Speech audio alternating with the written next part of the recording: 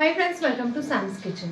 Friends, आज ना आपण अगदी गरमागरम आणि अगदी 10 मिनिटात होणारा नाश्त्याचा प्रकार करणार आहोत.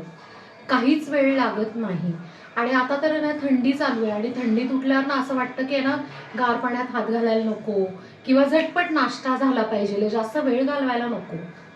तर म्हणूनच आपण आहे ना आज झटपट होणाऱ्या नाश्त्याची रेसिपी शेअर करणार आहोत. ते आहे ताकातला सांजा. 3, 2, 1.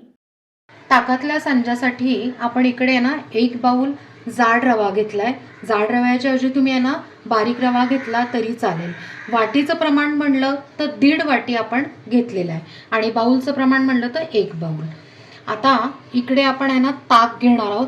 किंचित आंबट असावं. जर जास्त आंबट असेल तर तुम्ही कमी प्रमाणात घेतलं तरी चालेल, पण एवढं प्रमाण परफेक्ट आहे. 1 बाउल आपण आहे ना इकडे ताक घेतलेलं आहे. सांज्यासाठी आपण एक ठेचा करणार आहोत. छोटं मिक्सरचं भांडं घेतलंय, त्यातनं आल्याचा मध्यम तुकडा घेतलाय.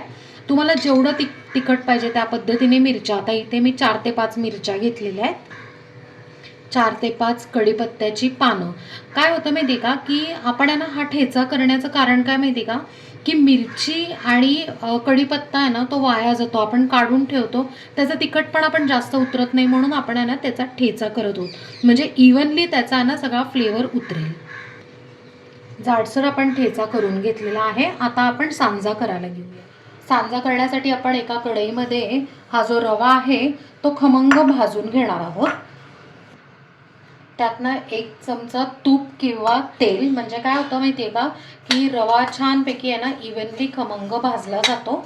आता लो फ्लेमवर आपण आहे ना हलका गुलाबी करणार आहोत. अजिबात ना लाल करायचं नाही, नाहीतर काय होतं आपल्या जे सांज्याचा कलर जो आहे ना तो ना चेंज होतो. यासाठी हलका गुलाबी आता भाजून घेऊया. एक 4 ते 5 मिनिटं आपण आहे ना रवा भाजून घेतलाय आणि तुम्ही बघू शकता किंचित कलर चेंज झालेला आहे. आता आपण आहे ना गॅस बंद करून रवा काढायचा आहे.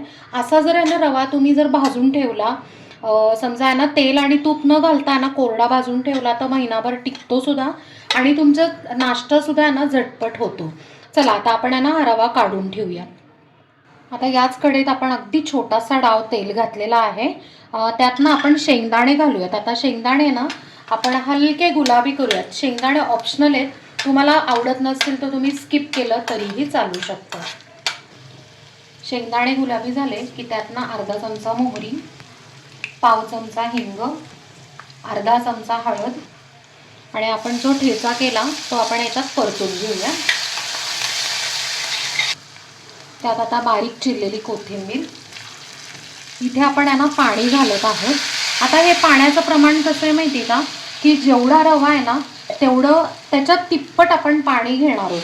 पण आपण आहे ना 1 बाउल ताक घेतलंय, सो मी आहे ना इथे 2 ते 2.25 बाउल आहे ना इकडे पाणी घेतलेलं आहे आणि हे पाणी नॉर्मल गारच आहे, काही गरम करून घेतलेलं नाही आहे. आता थोडीशी साखर बॅलन्स करण्यासाठी, चवीप्रमाणे मीठ, मिक्स करून याला खळखळून आहे ना छान उकळी काढून घेऊया. याला खळखळून उकळी आलेली आहे. आता आपण काय करायचं आहे, फ्लेम लो ठेवायची आणि एका हातात आहे ना झारा किंवा चमचा धरायचा आणि हळूहळू आपण हा रवा मिक्स करूयात. आता ना गुठळ्या काढून झाल्या की बघा असं मिश्रण होतं. आता रवा फुलायचा आहे, त्यावेळेला आपण ताक घालून घेणार आहोत.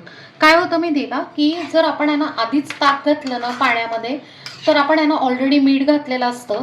होतं काय माहिती का, मग ताक फाटू शकतं ना, म्हणून आपण आहे ना ताक नंतर घालायचं आहे. छानपैकी आपण आहे ना सगळं मिक्स करून घेतलेलं आहे, गुठळ्या पण निघालेल्या आहेत. आता हा रवा फुलण्यासाठी ठेवायचा आहे. एक 3 ते 4 मिनिटं आपण छान लो फ्लेमवर वाफ काढून घेऊया. 3 मिनिटं झालीत, आपण चेक करूया. मस्तपैकी आहे ना रवा इतका छान फुललेला आहे आणि परफेक्ट अशी कन्सिस्टन्सी पण झालेली आहे. आता काय करायचं आहे, आपण गॅस बंद करू आणि मस्तपैकी आपला हा जो ताकातला सांजा आहे तो सर्व करूया. फ्रेंड्स, मस्त असा आहे ना पहिल्या वाफेचा महाराष्ट्रीयन पद्धतीचा ताकातला सांजा तयार आहे आणि आपण तो सर्व केला. इथे मी ना गार्निशिंगसाठी ओलं खोबरं वापरलं आहे, ह्याच्याऐवजी तुम्ही बारीक शेव वापरली तरीही चालेल. काय मंडळी, डिश बघून तुम्हाला वाटलं असेल ना की मस्तपैकी आहे ना गरमागरम डिश ती हातात यावी आणि आपण गरमागरम सांजा खावा. तुम्ही बघितलंच असेल व्हिडिओ, किती कमी वेळ लागलेला आहे आपल्याला. आणि ना आता ह्याच्यात मी एक टिप सांगितलेली आहे की रवा जर तुम्ही भाजून ठेवला तर खरंच सांगू का, त्याच्यापेक्षाही कमी वेळ लागेल, कारण याच्यातनं कांदा नाही, त्यामुळे कांदा चिरायची सुद्धा कटकट नाहीये. सो नक्की हा नाश्ता करून बघा. रवा भाजला तर महिनाभर रवा छान टिकतो. फक्त ना रवा भाजताना एक टिप आहे की तूप किंवा तेल अजिबात वापरायचं नाही, म्हणजे मग महिना दीड महिना छान टिकतो. आणि आपण आहे ना ह्याच्या आधी टोमॅटो उपमा आणि मक्याच्या पिठाचा उपमा असे 2 व्हिडिओज आहे ना केलेले आहेत. त्याच्या लिंक्स मी डिस्क्रिप्शनमध्ये देते, नक्की चेक करा. आणि नसेल केलं तर करून बघा. आपल्या चॅनलला सबस्क्राईब करा, लाईक करा, शेअर करा आणि कमेंट करा. थँक्यू.